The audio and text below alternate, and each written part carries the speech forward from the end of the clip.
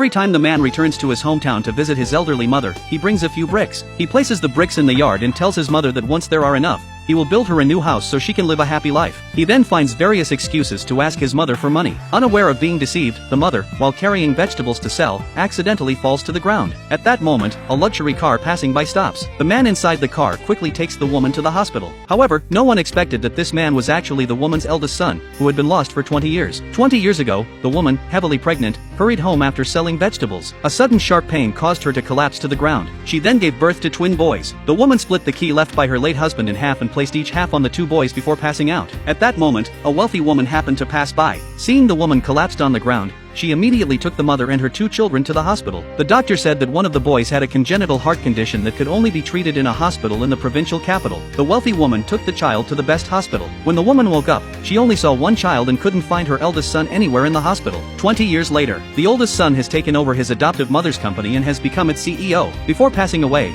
the adoptive mother gave him a key and told him to return to Xuxian to find his biological mother. Following his adoptive mother's last wishes, the CEO went to the county hospital to investigate his identity. He happened to see the woman collapsed by the roadside and rushed her to the hospital. He also instructed his assistant to pay the full amount for the elderly woman's medical expenses and tried to contact her family. At this moment, the woman's younger son was proposing to his girlfriend but was rejected for not having the $100,000 needed for the bride price. Just then, the hospital called, and the man rushed to the hospital. When he learned that his mother's surgery would cost $100,000, he became anxious because he didn't even have money for his wedding. His fiancée suggested that they hold a funeral for his mother to collect condolence money, which they could then use for their wedding. While the man hesitated, the CEO's assistant had already paid the medical bills and obtained information regarding his identity. Seeing that the name on the old records matched the name on the payment slip, the man suspected that the elderly woman in the ward might be his mother. He asked the doctor to conduct a DNA test to determine whether he and the woman were related. Hearing from his assistant that the test results were ready, the CEO rushed to see the report. However, as soon as he left, the younger son and his fiancée arrived at the ward and took the mother out of the hospital to prepare for a funeral. Meanwhile, the DNA test confirmed that the woman was indeed the CEO's biological mother. The doctor told him that his mother was only in a coma due to head trauma,